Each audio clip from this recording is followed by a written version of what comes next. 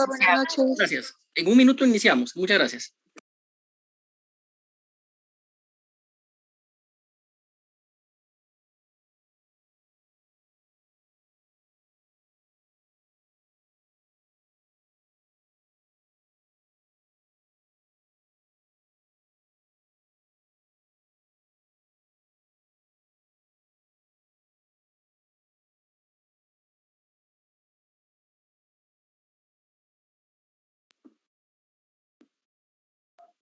Bien, buenas noches, compañeros. Vamos a iniciar. Solo pregunto nuevamente si se escucha claro mi audio. Sí, licenciada, buenas noches. Se escucha bien su audio. Muy bien. Muchas gracias. Bien, vamos a iniciar el día de hoy. Fíjense que tengo una sugerencia. En virtud que ya falta poco para el primer examen parcial, la sugerencia hoy es avanzar con el tema que nos toca hoy y posteriormente hacer un repaso, un breve repaso sobre lo que hemos visto durante el desarrollo de este curso para que ustedes puedan ir retroalimentando ya de cara a lo que es el primer examen parcial. Entonces pregunto, ¿están de acuerdo que al final hagamos un repaso de lo que hemos visto en el curso? Sí, licenciado, de acuerdo. Sí, licenciada, muchas gracias. Muy bien. Entonces veo que sí hay aceptación. Entonces reitero, acá lo importante es que ustedes aprendan para la vida, aprendan para cuando sean abogados y les toque que ejercer la profesión y no únicamente para ganar un examen. Entonces vamos a iniciar el tema del día de hoy, no sin antes recordarles que por favor tengan todos apagados sus micrófonos y si en algún momento tienen alguna pregunta en concreto la pueden formular, que con mucho gusto yo la respondo. O en lo contrario, también la pueden formular al final de la clase. Entonces vamos a iniciar el día de hoy, compañeros.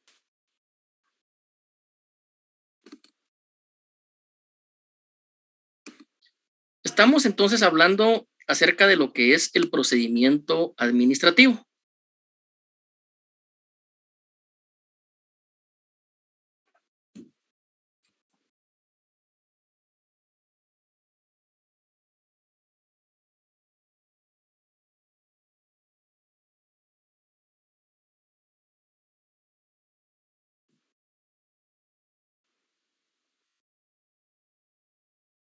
Y ya habíamos avanzado en varios subtemas que tiene nuestro programa.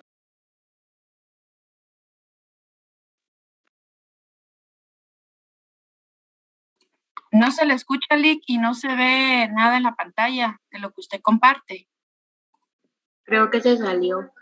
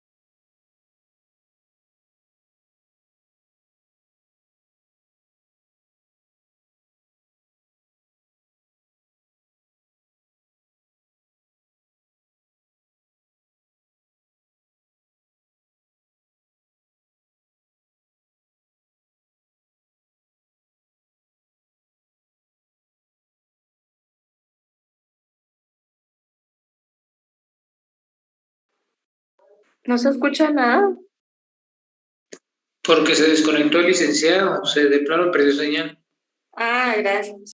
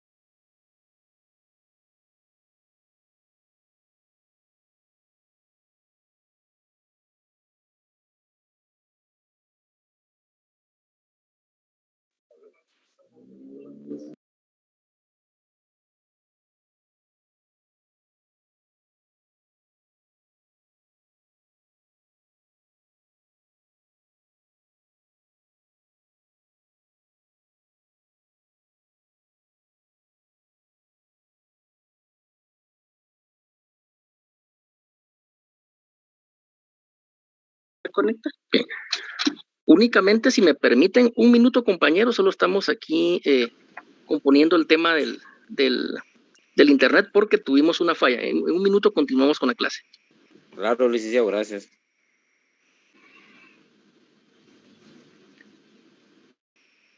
Pues fíjate que las estaba viendo y sí, ¿verdad? Como que está mejor la segunda que la primera, porque de la primera, ay, La segunda está mejor que la primera. ¿Por qué?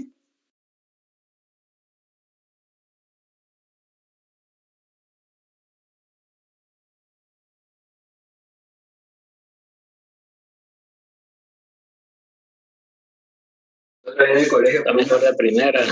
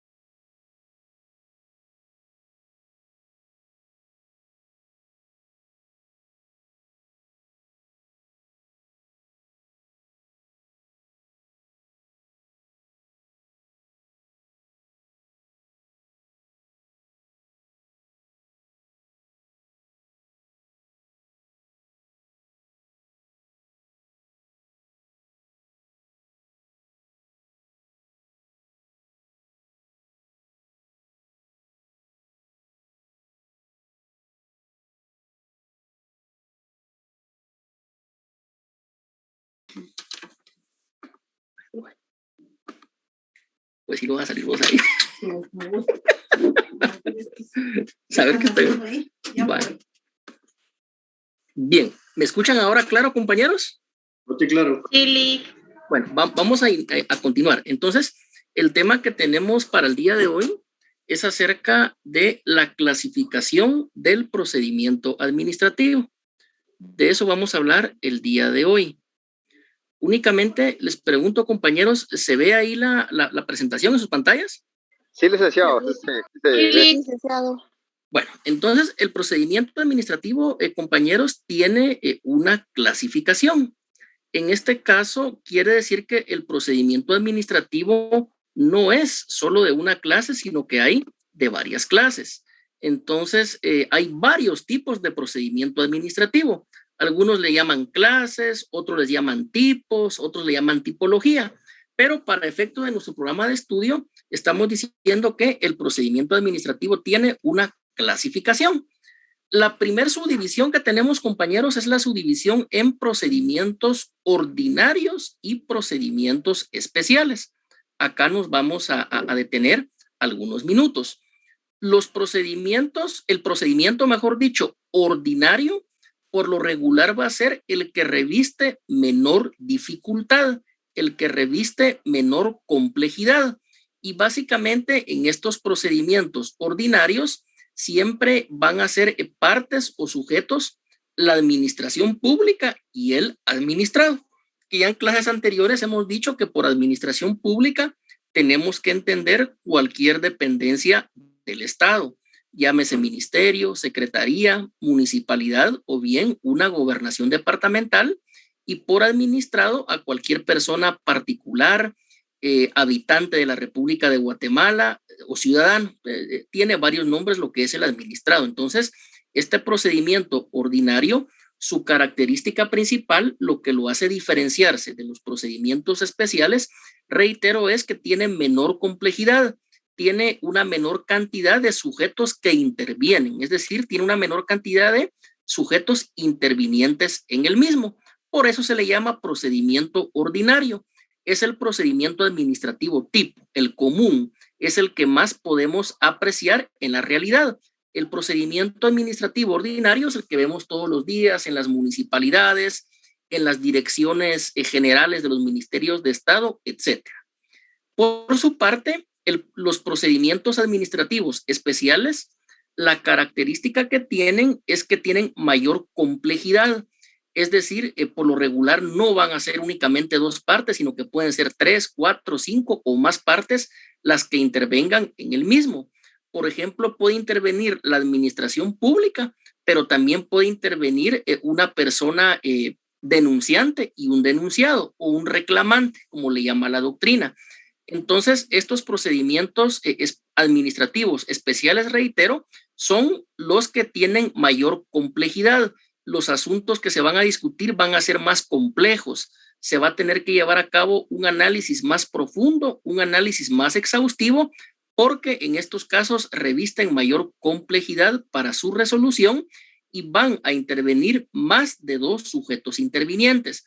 Por lo regular, en el procedimiento administrativo, repetimos, va a ser únicamente administración pública y administrado. Acá no. Acá va a ser administración pública, el órgano administrativo del cual hablábamos en clases anteriores, y puede haber un denunciante o dos denunciantes y personas denunciadas o personas reclamantes. Entonces, por eso se le llama procedimientos administrativos especiales por la complejidad que tienen. Entonces, compañeros, la primera división va a ser entre procedimiento administrativo ordinario y procedimiento administrativo especial. La diferencia es que el primero, por lo regular, van a ser cuestiones un tanto con menos complejidad, un tanto leves, y en los procedimientos especiales van a ser cuestiones que ameritan mayor análisis porque son más complejas, son más difíciles de resolver y van a haber más de dos personas intervinientes. En los dos, por razones obvias, siempre un interviniente va a ser la administración pública, pero de ahí en adelante está la diferencia, que puede ser 1, 2, 3, 4 intervinientes, denunciantes, denunciados, persona reclamante, etcétera, porque también estos números, estos nombres van variando en la doctrina. Entonces, esta es la primera subdivisión.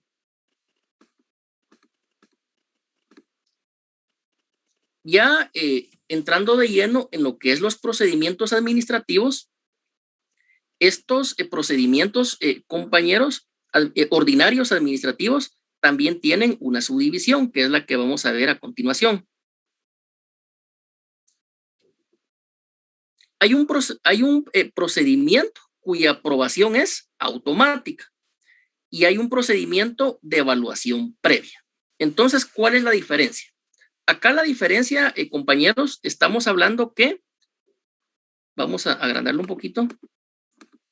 En el primero, que es el procedimiento de aprobación automática, en este caso es que el ciudadano, el habitante del territorio de la República de Guatemala, el particular, esta persona va a someter una solicitud o un requerimiento ante la administración pública.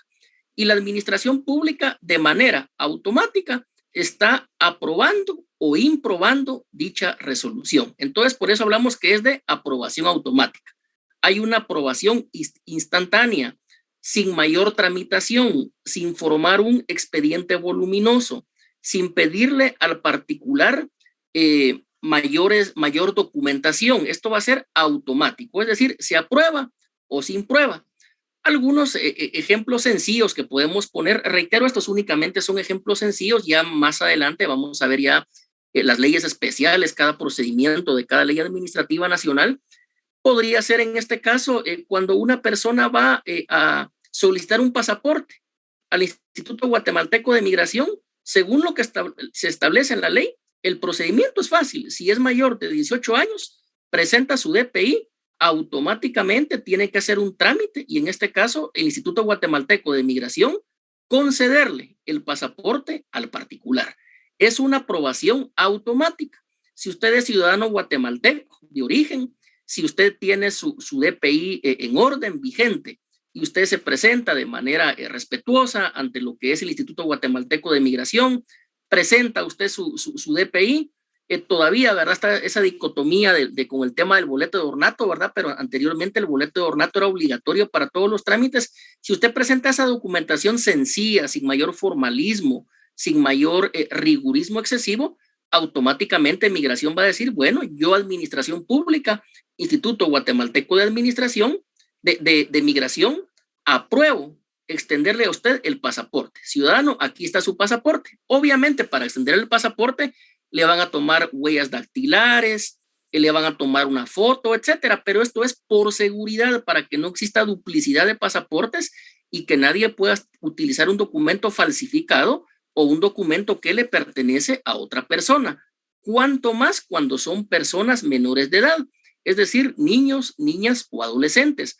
Allí tiene que haber tiene que haber una aprobación o un consentimiento previo y expreso de los dos padres de familia, es decir, para que al menor de edad se le entregue su pasaporte. Pero reitero, son requisitos sencillos, porque aunque presenten a un bebé a Migración, si van ahí los dos padres con su respectivo DPI, su boleto de ornato, etcétera, inmediatamente va a decir Migración, se aprueba automáticamente, se le concede el pasaporte.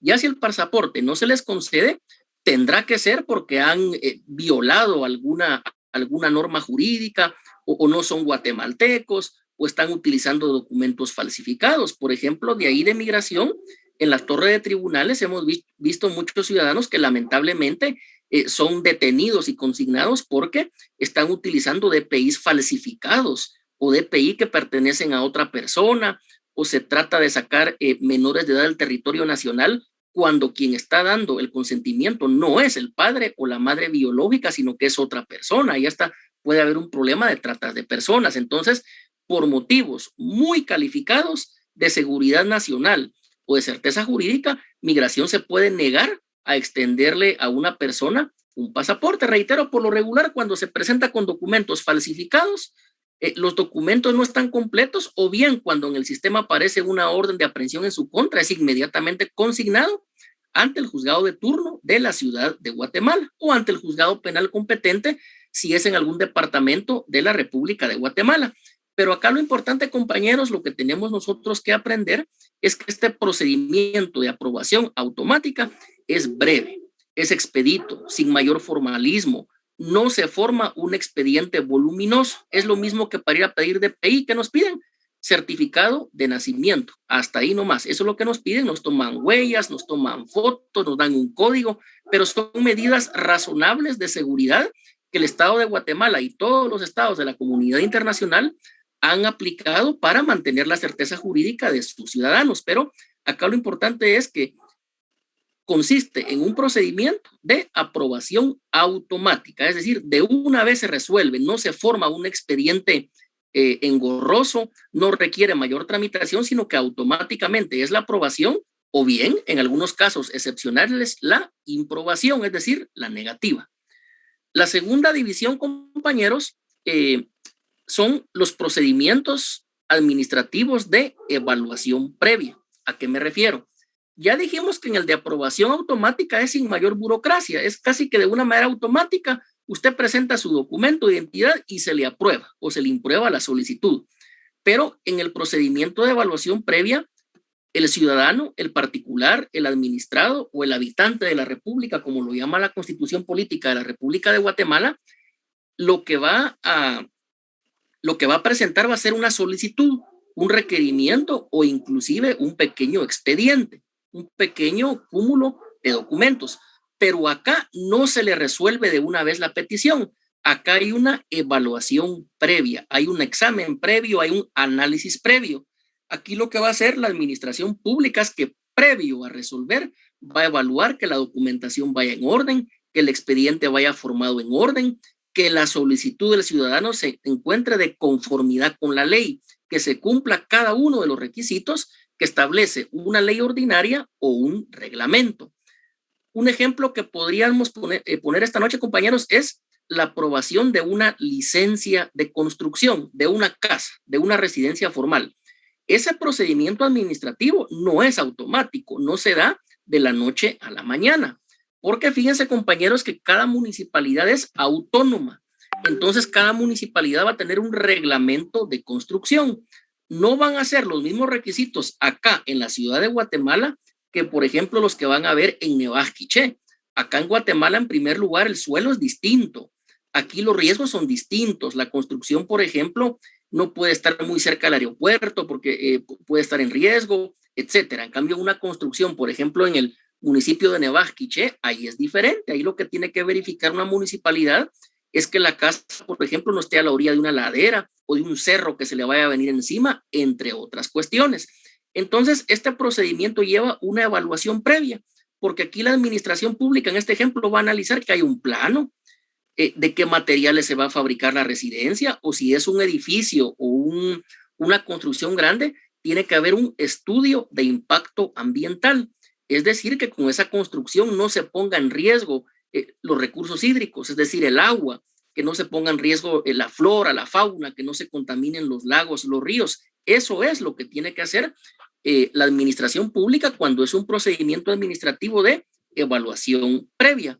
Yo les puse un ejemplo, que sería la obtención de una licencia de construcción, pero hay más ejemplos, compañeros. Por ejemplo, cuando alguien va a instalar una hidroeléctrica, fíjense que ese trámite de una hidroeléctrica, compañeros, es un trámite largo, es un trámite extenso, pero ahí no solo participan abogados, participan ingenieros, geólogos, ingenieros en electricidad, y para que una hidroeléctrica sea autorizada, créanme, es un expediente voluminoso y por lo regular van a contratar a un abogado experto en derecho administrativo o a un bufete que tenga esa experiencia, que tenga ese expertise, porque para construir una hidroeléctrica hay que invertir millones de dólares. Entonces, obviamente, para obtener esta licencia hay que formar un expediente administrativo muy amplio. Por ello es que hay una evaluación previa y al final, en este caso, el Ministerio de Energía y Minas va a decir, apruebo la hidroeléctrica, o la impruebo, pero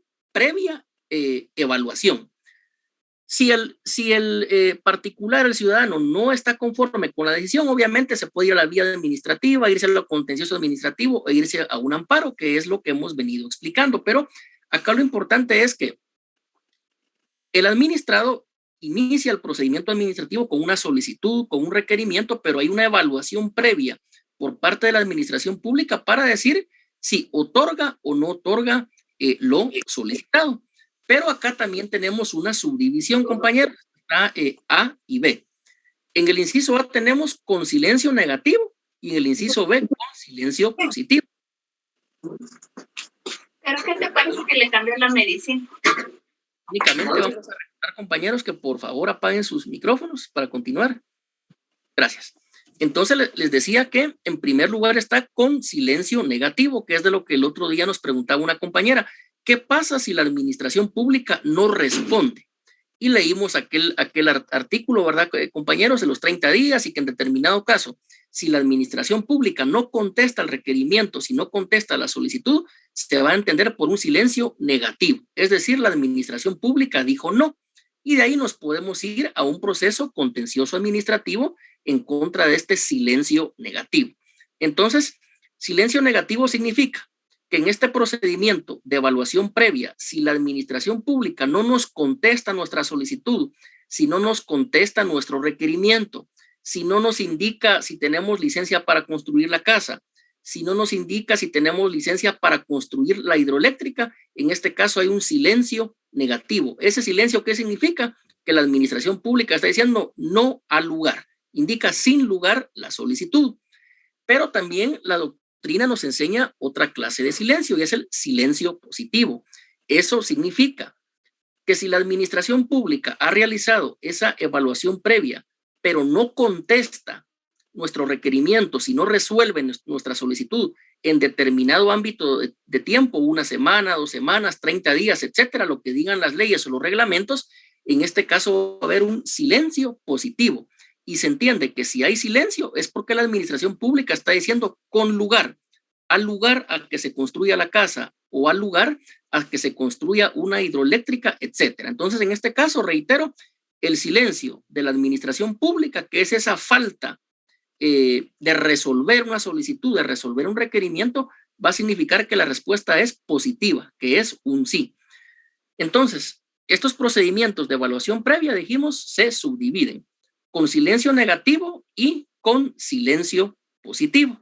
Esta sería entonces una subdivisión de los procedimientos ordinarios, que son los que tienen menor complejidad.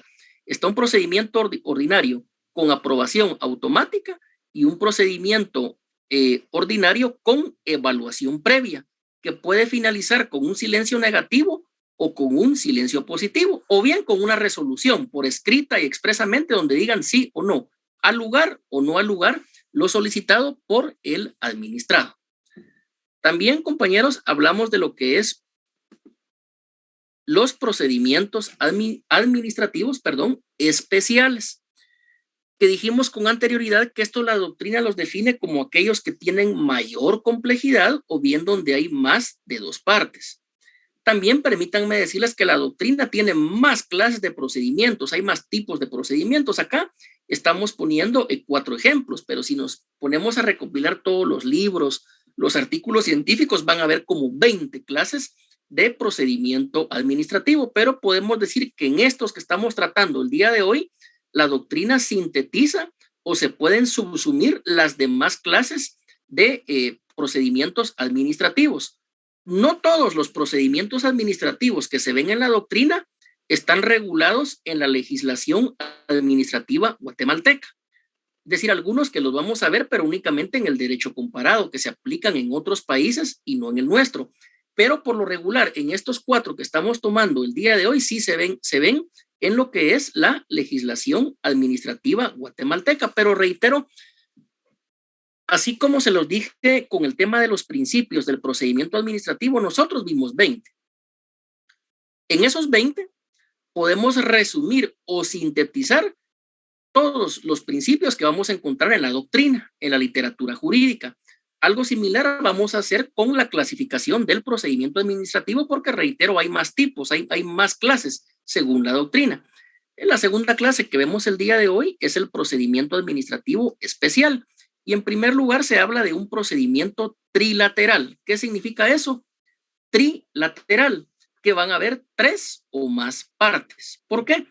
Siempre va a ser un sujeto interviniente, la administración pública, el órgano administrativo que tiene competencia para conocer determinado tema. Pero acá en lo que es trilateral hay un ejemplo clásico. Aquellos procedimientos administrativos que inician por denuncia de un particular. Obviamente, si hay una persona denunciante, también hay un denunciado.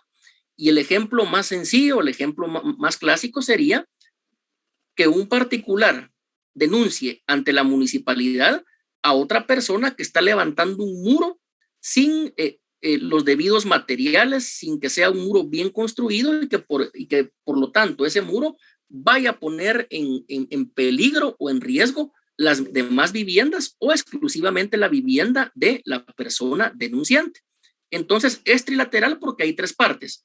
La administración pública, que en este caso podría ser un juzgado de asuntos municipales o un consejo municipal, va a haber una persona denunciante, que es quien está denunciando que están construyendo un muro de manera ilegal que no cumple con los requisitos de seguridad, y va a haber una persona denunciada, que es la persona que efectivamente está construyendo ese muro, aunque sea en su propiedad. Hay más ejemplos, el ejemplo del vecino que tapa el desagüe de agua pluvial, el ejemplo del vecino que se le ocurre construir una fábrica y el humo emana gases tóxicos y está contaminando a toda una cuadra, a una colonia o a una vivienda en particular, entre otros ejemplos. Entonces, reitero, se llama trilateral porque hay tres partes: administración pública, denunciante y denunciado. También la doctrina a veces al denunciante le llama persona reclamante y al otro le llama reclamado, ¿verdad? Es decir, puede tener varios nombres. Lo importante es que van a ser tres personas, pero pueden ser más, porque podrían ser dos personas, las denunciantes y uno el denunciado, o podría ser una sola persona denunciante, pero podría ser 4, 5 o 6 los denunciados, o podría ser toda una cuadra o una manzana la denunciada por estar incumpliendo con los reglamentos o las leyes administrativas. Entonces, por eso se le llama procedimiento trilateral, porque van a haber tres sujetos, tres personas intervinientes o más. Pueden ser 4, 5, 6 o más personas. Esta es la primera división de lo que es el procedimiento administrativo especial trilateral. También hay un procedimiento sancionador. Acá nos vamos a detener un momento, compañeros. Fíjense que hay una parte del derecho que algunos estudian en el derecho penal y otros en el derecho administrativo. Este se llama derecho administrativo sancionador, así se llama. Un ejemplo de ello podría ser la ley orgánica y el reglamento de la Policía Nacional Civil, que cuando un policía ha cometido una infracción disciplinaria sin llegar a ser delito, por supuesto, en este caso el Tribunal Disciplinario de la Policía Nacional Civil va a decidir si ese policía ha cometido o no una falta administrativa. En este caso estamos aplicando el derecho administrativo sancionador. También, por ejemplo, podría haber un derecho administrativo sancionador de los maestros, ¿verdad? Ya sea que el maestro no llegó a dar clases 2 días o que llegó a un estado de ebriedad, etcétera. Este es un derecho administrativo sancionador porque va a sancionar conductas que están violando reglamentos administrativos, circulares o leyes, pero no se está juzgando un delito, porque si una persona comete un delito, esto ya le corresponde al Ministerio Público y a un juzgado con competencia en el ramo penal. Aquí el derecho administrativo sancionador únicamente va a sancionar faltas administrativas, pero este derecho administrativo sancionador tiene un límite y es que tiene el principio de legalidad. Únicamente se puede iniciar un procedimiento administrativo sancionador en virtud que una ley así lo establezca. Si no está en ley, ese procedimiento no se puede iniciar. Y obviamente la falta administrativa también tiene que estar regulada por medio de una ley, o ya sea que la ley nos derive a lo que es un reglamento. Por ejemplo, la ley de tránsito, compañeros, en algunos casos nos deriva a lo que es el reglamento de tránsito, pero reitero, esto se llama derecho administrativo sancionador y sus principios rectores son básicamente los mismos que los del proceso penal, es decir, presunción de inocencia, principio de legalidad, etc. Entonces, para el caso que nos ocupa esta noche, este procedimiento administrativo especial tiene esta subdivisión, que es el procedimiento sancionador, es decir, por medio del cual al administrado se le puede imponer una sanción. ¿Cuál va a ser esa sanción? Puede ser una multa, puede ser el cierre de un establecimiento, puede ser cancelarle una licencia, etcétera. Pero Lo que se busca es, por medio de la tramitación o la sustanciación de este procedimiento administrativo, es verificar si corresponde o no corresponde la aplicación de una sanción. Entonces, reitero, procedimientos especiales tienen esta subdivisión: procedimientos trilaterales y el procedimiento sancionador, que acá pueden ser solo dos partes, administración o administrado, o pueden haber más, pero lo que lo diferencia de los demás es que el objetivo va a ser imponer una sanción a un administrado por haber cometido alguna falta o haber violado alguna norma administrativa, sin que esa violación constituya delito o falta. Entonces, esta sería la subdivisión del procedimiento administrativo. Es la subdivisión más básica, porque la doctrina nos da más ejemplos. Hablamos de los procedimientos ordinarios, hablamos de los procedimientos especiales y dijimos que el ordinario se subdivide en procedimientos de aprobación automática y procedimientos de evaluación previa, el cual se subdivide con silencio negativo y con silencio positivo. Y también hablamos de la división de procedimientos especiales, los cuales se subdividen en procedimiento trilateral y en procedimiento sancionador. En cuanto a este tema de la clasificación del procedimiento administrativo, pregunto, compañeros, si tienen alguna duda o alguna pregunta en concreto, la pueden formular en este momento, por favor.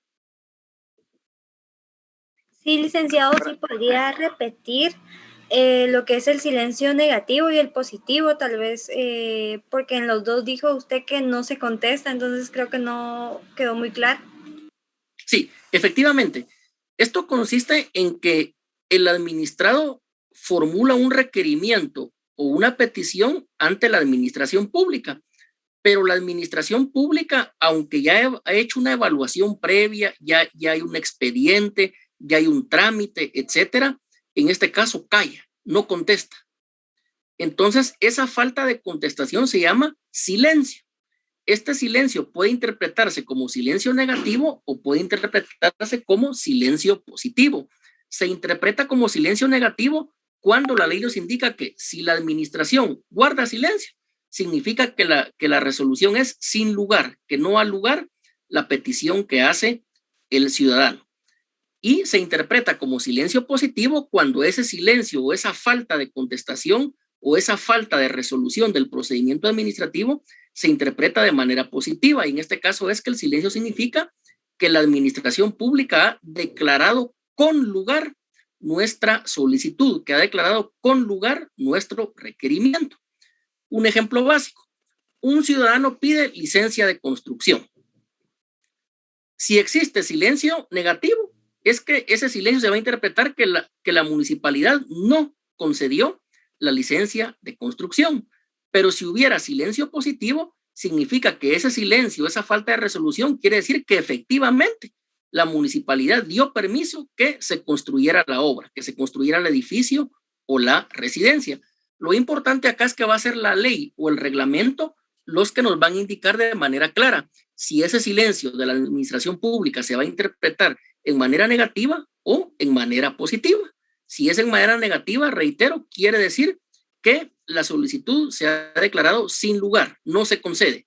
Y si se interpreta de manera positiva, es que se debe de entender que la solicitud fue declarada con lugar, que sí se concede, que sí se otorga, pero esto va a ser la ley o el reglamento los que nos lo van a explicar, si el silencio se interpreta negativamente o positivamente. No sé si quedó clara ahí la respuesta. ¿Cómo hace uno para darse cuenta cuando le contestan si es positivo o negativo? Porque esto lo indica la ley o el reglamento de manera expresa y hay un plazo. Por ejemplo, ahí nos va a decir el reglamento o la ley: si en 15 días no le responden a usted, administrado, su solicitud, el silencio se debe interpretar negativamente. O la ley o el reglamento van a decir que si no se contesta esa solicitud en 15 días por parte de la administración pública, el silencio se va a interpretar de manera positiva. Es decir, que la autoridad, la administración pública, nos está concediendo el permiso, nos está concediendo una autorización o que está declarando con lugar nuestra solicitud. Pero reitero, esto siempre lo va a indicar la ley o el reglamento y va a dar un plazo. puede ser 15 días, puede ser un mes, etcétera. Esto lo vamos a estudiar más adelante en cada institución. ¿Se captó ahí la respuesta? Licenciado, buenas noches. Con Buenas respecto noches. a lo que usted está mencionando acerca del silencio positivo, ¿necesariamente la administración pública por medio de una resolución lo hace o no utiliza ningún medio, tal como usted lo está explicando, que da a entender que no notifica nada? Entonces esa es una de mis... Sí, cuando hay silencio administrativo, ya sea que se entienda de manera negativa o positiva, no hay ninguna resolución, no hay ninguna notificación, porque reitero, silencio significa que la administración pública, no obstante que hubo una evaluación previa, que hubo un trámite, que se formó un expediente, pero no responde nada. No hay resolución y obviamente si no hay resolución tampoco hay notificación. Esa falta de resolución o falta de notificación, eso es el silencio administrativo propiamente dicho. Licenciado, buenas noches. Adelante. ¿Usted podría mencionar algunos otros ejemplos del silencio positivo? Creo que aquí la mayoría tenemos ese tipo de dificultad en el captar. Ya sabemos que el interpretar es el silencio. Cuando se da de forma negativa es cuando la administración pública resuelve no al lugar. Ahora, en lo positivo, ¿usted podría brindarnos otros tipos de ejemplos para tratar la manera de comprender más el silencio positivo, Lick, por favor?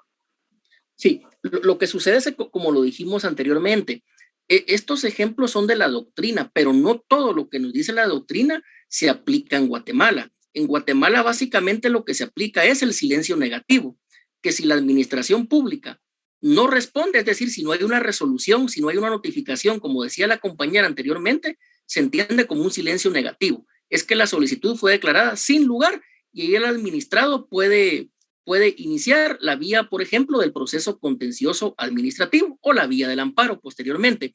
Pero el silencio positivo, esto básicamente lo entendemos en la doctrina. Yo les puse un par de ejemplos, pero realmente el silencio administrativo positivo en Guatemala prácticamente no se da, no lo contiene la legislación o los reglamentos, por lo menos los recientes, los más contemporáneos.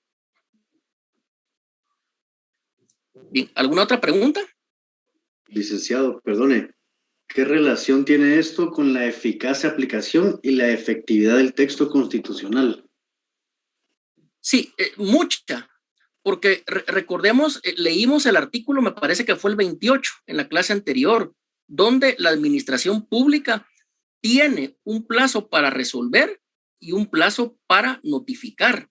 Entonces, de lo que se trata es que el derecho administrativo haga realidad esos postulados que están contenidos en la Constitución Política de la República de Guatemala. Realmente, el silencio administrativo tendría que ser una excepción y tendría que ser una anomalía, es decir, tendría que ser la excepción y no la regla, porque la regla debe de ser que la administración pública resuelva, es decir, que dicte una resolución y que esa resolución le sea notificada al administrado. Y ya cuando él esté notificado, ya poder iniciar acciones legales si a él no le favorece la resolución, es decir, si le causa un agravio.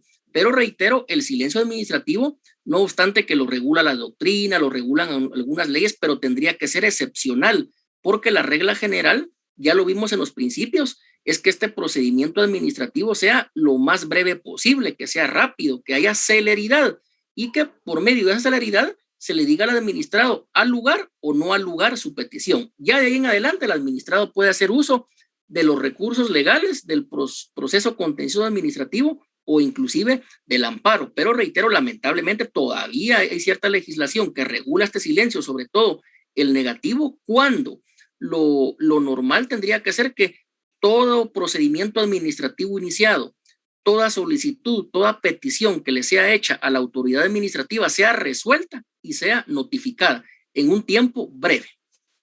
¿Alguna otra pregunta? Sí, perdón, solo con relación a esto, quisiera ver cuál es la similitud o bien la diferencia entre el silencio negativo y la omisión legislativa.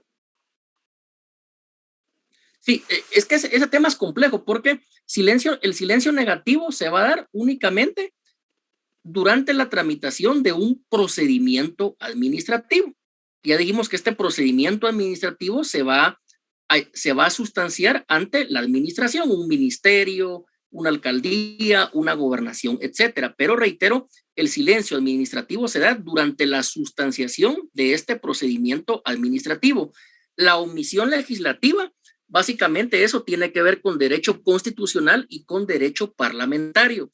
Por ejemplo, la Constitución Política de la República de Guatemala, que data del año 1986, indica que el Congreso tiene que crear varias leyes. Una ley, por ejemplo, es la Ley General de Aguas. ¿Será que hay ley de aguas actualmente? No hay, compañeros. También la Constitución regulaba lo que era la carrera judicial, es decir, la carrera de jueces y magistrados. Sin embargo, la ley de la carrera judicial, la ley anterior, fue creada hasta 1999. Y en este caso, la nueva ley data del año 2016. Pero imagínense, la Constitución es de 1986. Ahí le dicen al Congreso, Congreso de la República de Guatemala va a crear tales leyes. Sin embargo, la ley de aguas no se ha creado. Y han pasado, ¿qué? Más de 30 años de vigencia de la Constitución. Y la ley de la carrera judicial fue creada de manera tardía. Acá en estos casos se puede hablar de una omisión legislativa.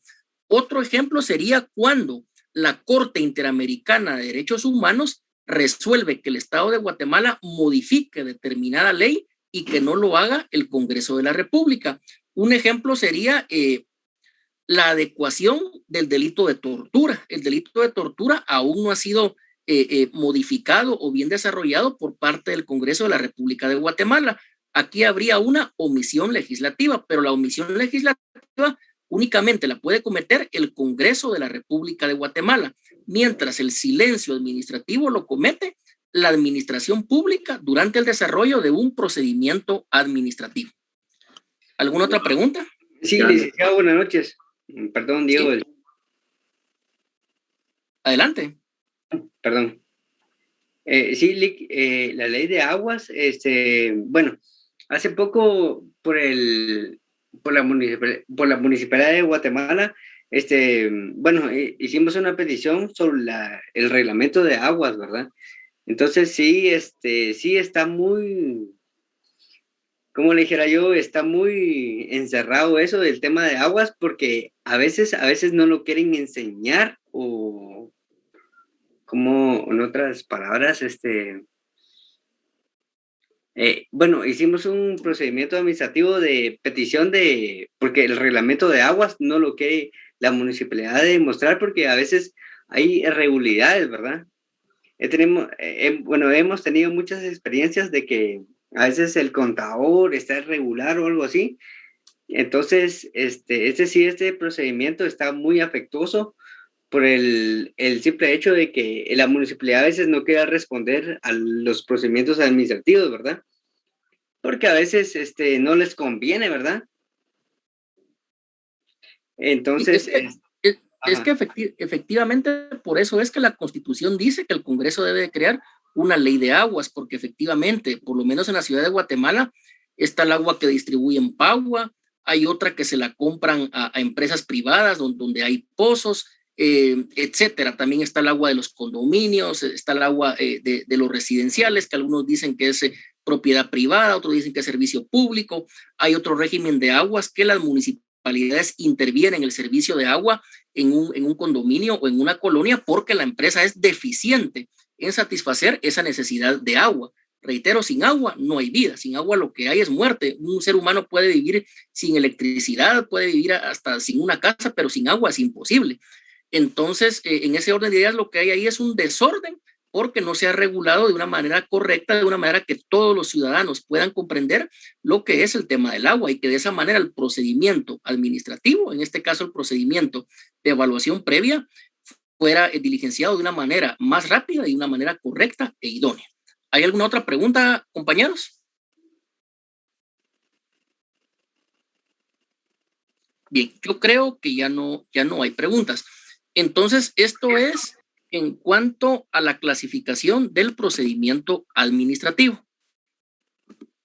Acá tenemos la clasificación, tenemos los procedimientos ordinarios y los procedimientos especiales. Ya casi estamos sobre la hora, tal vez hoy el repaso solo lo vamos a iniciar, pero previo a dar un repaso o una revista general a lo que hemos hablado durante el desarrollo del curso, compañeros, pregunto, si alguien tiene alguna pregunta o quiere que se repase algún tema, lo puede hacer en este momento y con mucho gusto se hace. Sí, buenas noches. Buenas noches. Solo con una, no sé si es para o confirmar algo. Yo puedo tomar el silencio positivo cuando yo inicio, por lo que decía, lo de la licencia de construcción. Inicio el procedimiento para solicitar la licencia y digamos que la municipalidad viene y hace la evaluación. Y después de eso no me responde y yo ya tengo eso de iniciar mi construcción. Y si no me responde, puedo tomarlo como un silencio positivo. Exactamente, pero lo puede interpretar como positivo únicamente que una ley o un reglamento así lo digan. Que le digan, señor administrado, si en tal plazo la administración pública no le responde, si no dicta una resolución, ese silencio usted lo va a interpretar de manera positiva. Es decir, de la ley nace, ya sea el silencio interpretado positivamente o negativamente. Si la ley no dice nada, que usted no lo puede interpretar de manera positiva o negativa, en este caso lo que hay es un procedimiento inconcluso. Gracias, Lee. Bien, ¿alguna otra pregunta, compañeros? Buenas noches. Entonces, sí, adelante. Ay, disculpe. Fíjese que yo he tomado pantallazos de sus clases y todo, pero lamentablemente borré algunas. ¿Usted va a compartir estas diapositivas el día de hoy con el repaso? Efectivamente, compañeros. Fíjense que había habido ahí un poquito de problema con el tema de la plataforma, pero el día de mañana, a más tardar a mediodía, ya está subida la presentación completa a la plataforma y algunos folletos ahí que pueden servir para reforzar lo ya visto en clase. Lick, una pregunta. ¿Sí? Un ejemplo. Entonces, este procedimiento administrativo, yo lo asimilo más por un ejemplo, los juzgados municipales, ¿verdad? En dado caso, una multa. Esta dicha multa fue respondida mes después que dice la ley de tránsito. Entonces ya sería un ejemplo en forma positiva para mí. Y la plantearía un ejemplo en los juzgados de paz, ¿verdad? De los procesos administrativos, de lo contencioso administrativo, mejor dicho, para que se inicie la iniciación de la demanda. No, compañero, no es así. En este caso, el silencio administrativo únicamente es cuando el particular ha hecho una petición a la administración pública. Si el particular no hace una petición, si el particular no hace un procedimiento, si el particular no pide que se inicie un procedimiento administrativo, no puede haber silencio administrativo. El tema de las multas de tránsito es totalmente distinto. Eso es como parte de la ley y el reglamento de tránsito. Y en este caso, yo sí, eso sí es cierto. Lo que sucede es que cuando no es un policía municipal de tránsito el que nos pone, como se dice vulgarmente, la remisión y nos notifica, es con el tema de las cámaras, que en realidad con las cámaras no nos notifica a nadie. Hasta que hay un retén o hasta que uno quiere sacar su calcomanía, ahí le aparece una multa que por medio de la fotografía de una cámara es que nos la están imponiendo. Eso es bastante discutible, pero eso sí es objeto de otra clase, en este caso de derecho de tránsito, ¿verdad? Ah, ya, sí, pensé que era del tránsito, era casi igual de lo administrativo. En dicha ocasión se le pone a la administración pública, pero como es, sí, esa parte. Gracias, Lee. Bien, ¿alguna otra pregunta, compañeros? Bien, pero estamos con el tema del repaso. Si ya no hay más preguntas sobre la clasificación del procedimiento administrativo, alguien que tenga algún tema en particular que necesita que se vuelva a explicar, o bien hacemos un repaso general de todo el contenido. Licenciado, buenas noches. Buenas noches. A ver, una compañera yo creo que iba a hacer una pregunta. Sí, buenas noches, licenciado. Tengo una duda. Bueno, no una duda, sino si usted fuera tan amable de reforzarnos la diferencia entre un proceso administrativo y un procedimiento administrativo, por favor. Va. Bien, entonces yo creo que va ganando la ponencia que hagamos un repaso general. Obviamente hoy no va a dar tiempo, ¿verdad, compañeros? Pero por lo menos lo vamos a iniciar. Vamos a correr aquí toda la presentación para que ustedes puedan ir captando. Bueno, Nuestro primer tema es el procedimiento administrativo. Y seguidamente nosotros empezamos a hablar de lo que es el derecho procesal administrativo. Y en este caso, recuerden compañeros que dijimos que en este caso tiene un objeto y una finalidad, y que en este caso es la protección de los administrados frente a la administración pública.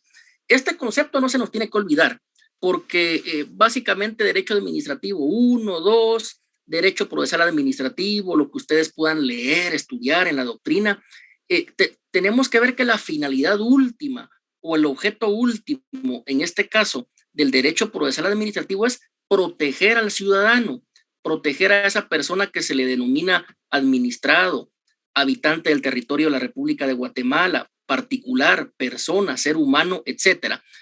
Protegerlo en contra de los abusos o las ilegalidades de la administración pública. Entonces, ¿para qué estudiamos derecho administrativo, compañeros? Para defender al administrado, porque recordemos que la administración pública tiene todo el poder del Estado, tiene sus agencias de policía, tiene sus oficinas, tiene todo el poder coercitivo. Entonces, el derecho procesal administrativo es un límite que tiene la administración pública. Y entonces, por medio de este límite es que se protegen los derechos o las garantías de todos los administrados frente a la administración pública. Básicamente, derecho procesal administrativo, compañeros, va a ser eso: administrado por un lado y por otro lado, administración pública. Y la administración pública violándole o restringiéndole sus derechos, sus garantías a la persona administrada. Por eso es que estudiamos derecho administrativo, para defender al administrado.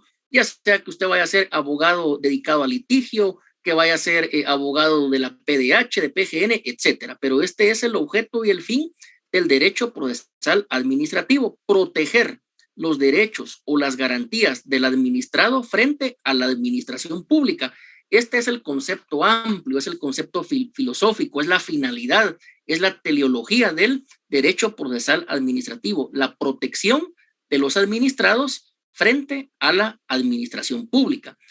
Pero también dijimos que cuando la administración pública no entra en razón, sigue cometiendo ilegalidades, sigue dando resoluciones ilegales, sigue violando sus derechos a las personas administradas, en este caso la persona administrada se puede acoger a lo que es la función jurisdiccional. Por eso decimos que si ya hicimos uso de los recursos administrativos, por lo regular recurso de revocatoria y recurso de reposición, y no hemos podido encauzar ese actuar de la administración pública, nos podemos ir a un proceso contencioso administrativo.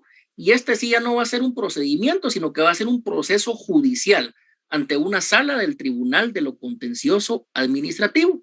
Y si tampoco ahí se puede, nos podemos ir todavía más arriba a lo que es una acción constitucional de amparo que eventualmente puede terminar en la Corte de Constitucionalidad. Entonces, muy importante, objeto y fin del derecho procesal administrativo es la protección de los derechos de la persona administrada frente a la administración pública. También dijimos que hay una dinámica, ¿verdad? En esta dinámica estamos hablando acerca de lo que es los actos o las resoluciones administrativas. Es decir, ese acto o esa resolución puede ser, por ejemplo, que la municipalidad no nos otorgue la licencia de conducir, que la municipalidad nos imponga una multa, que la municipalidad nos ordene botar un muro, etcétera, que el Ministerio de Energía nos diga que no podemos construir una hidroeléctrica. Estos van a ser actos o resoluciones administrativas, ¿verdad? Una resolución administrativa también dijimos que debe ser fundamentada o fundada. La administración pública tiene que explicar los motivos por los cuales otorgó o no otorgó la autorización en el caso que estamos estudiando. Entonces, la primera parte de la dinámica va a ser las resoluciones administrativas o los actos que ejecute la administración pública. En este caso, si estos actos o estas resoluciones son ilegales, violan derechos fundamentales o violan garantías, esta dinámica nos va a llevar a los recursos administrativos, es decir, aquellos recursos administrativos que se van a presentar ante la misma autoridad que emitió la resolución ilegal o ante su superior jerárquico, para que conozca lo que el inferior jerárquico dictó en una resolución de manera ilegal. Si aún presentando estos recursos administrativos, que por lo regular van a ser revocatoria o reposición, aunque las leyes administrativas tienen otros recursos administrativos que posteriormente vamos a ver, si así no se soluciona el problema, bueno, entonces la dinámica nos va a llevar a lo que es un proceso contencioso administrativo. Este proceso contencioso administrativo es el administrado en contra de la administración pública, pero en sede judicial. Esto ya no es un procedimiento administrativo, sino que es un proceso judicial que se va a llevar a cabo ante un órgano jurisdiccional, que en este caso va a ser una sala del Tribunal de lo Contencioso Administrativo. Y acá el organismo judicial o el Poder Judicial va a tener que revisar si esa resolución administrativa o ese acto administrativo fue ejecutado de manera ilegal, o bien si se violaron o no se violaron derechos fundamentales o garantías de la persona administrada. Entonces la dinámica es así, compañeros. Primero, actos o resoluciones administrativas ilegales. En segundo lugar, la presentación de recursos administrativos en contra de estas resoluciones ilegales. Pero si se confirma la resolución ilegal, si se mantiene, nos podemos ir al proceso contencioso administrativo, que aquí va a ser el Poder Judicial el que va a analizar, el que va a evaluar si esa resolución o ese acto administrativo es ilegal y por medio del mismo se violan los derechos o las garantías que la ley y la Constitución Nacional garantizan a todo ciudadano del territorio de la República de Guatemala. Entonces, acá vimos, en primer lugar, el objeto y la finalidad del derecho procesal administrativo. Y en segundo lugar, vimos cuál es la dinámica de ese derecho procesal administrativo. Por eso es que nosotros, el primer tema de estudio es el procedimiento administrativo, porque fíjense, compañeros, que ese procedimiento administrativo termina con lo que tenemos aquí en la pantalla, con un acto o con una resolución administrativa. Eso como primer punto. Continuamos. Seguidamente ya hablamos de las diferencias entre lo que es el proceso y el procedimiento administrativo. Y nosotros dijimos que hay una definición amplia de lo que es el proceso, porque se habla de un proceso administrativo, uno judicial y uno legislativo. El administrativo es el que se va a ventilar ante la administración pública, secretarías, ministerios, gobernaciones, municipalidades, etc. El proceso judicial va a ser ante el organismo judicial, juzgados, salas de apelaciones o ante la Corte Suprema de Justicia. Y también hay un proceso legislativo, que es por el que se conoce en el Congreso de la República de Guatemala y por medio del cual el Congreso de la República de Guatemala va a crear o modificar leyes. Entonces, esto es de manera amplia. Seguidamente también vimos lo que son las diferencias. En este caso vimos acá, compañeros, la primer diferencia. Aquí dijimos que cuando hablamos de procedimiento administrativo no podemos hablar de una sucesión de actos, puesto que el acto es solo uno y es la finalidad del procedimiento. Entonces, esa es una primera diferencia, que el proceso en general sí es una serie de varios actos, es una concatenación de varias fases, mientras que en este caso el procedimiento administrativo es un trámite que nos va a llevar a que la administración pública dicte una resolución o ejecute un acto. Y dimos también una definición preliminar de lo que es el acto administrativo, que dijimos que es la declaración unilateral y concreta de voluntad del órgano administrativo y que ésta produce efectos jurídicos. Esa declaración unilateral de voluntad, por ejemplo, puede ser: si yo, Municipalidad de Guatemala, doy permiso para que se construya el edificio. O puedo decir: yo, Municipalidad de Guatemala, no doy permiso para que se construya el edificio. Esto va a ser la declaración unilateral y concreta de voluntad de la administración pública. Más adelante, también vimos lo que es un concepto restringido de proceso. Y aquí estamos hablando que el proceso se estudia de una manera especializada. Y estamos también aquí hablando ya de lo que es un proceso judicial, sea contencioso o no. Y dijimos, compañeros, que de una manera restringida hay una diferencia entre lo que es el proceso y lo que es el procedimiento, porque el proceso de manera restringida va a ser el proceso judicial, el que se va a ventilar ante un juzgado o ante un tribunal. Por ejemplo, un proceso penal, ¿verdad? Que empieza con una audiencia de primera declaración y puede terminar en un debate oral y público. Un proceso del ramo de familia, por ejemplo, puede ser un proceso oral de fijación de pensión alimenticia, que inicia con una demanda y termina con el juez indicándole al padre de familia cuánto tiene que pagar en concepto de pensión alimenticia cada mes. Esto va a ser un proceso judicial. Puede haber procesos civiles, de familia, laborales, de niñez, penales, civiles, etc. Entonces, un proceso judicial se va a ventilar ante el organismo judicial, ante el Poder Judicial, por medio de sus juzgados, salas o ante la Corte Suprema de Justicia, ya sea contencioso o no, porque dijimos que también hay unos que no son contenciosos porque son voluntarios. Y también dijimos que el procedimiento administrativo es distinto porque el procedimiento administrativo se va a tramitar, se va a sustanciar o se va a ventilar ante lo que es la administración pública, con todos los ejemplos que hemos dado. Ministerios de Estado, municipalidades, secretarías, direcciones departamentales de educación o de salud, etc. Entonces, esta es la primera parte, la más general de nuestro repaso. La segunda parte de nuestro repaso la vamos a dar en la siguiente clase y ahí les vamos a dar la oportunidad que ustedes puedan hacer preguntas sobre el repaso. Y vamos a continuar también con el desarrollo de nuestro programa de estudios. Entonces, por el día de hoy, compañeros, finalizamos ahí la primera parte del repaso. En la siguiente tendrán oportunidad de formular las preguntas que estimen pertinentes. Muchas gracias, Luis. De nada. De esa manera, entonces, finalizamos, compañeros, nuestra clase del día de hoy. Les deseo una feliz noche y desde ya que el día de mañana sea productivo y exitoso para todos. Mil gracias. Gracias, Lick. Feliz noche. Feliz noche. Gracias, licenciado. Buenas noches. Licenciado, Feliz noche, gracias. Buenas noches a todos.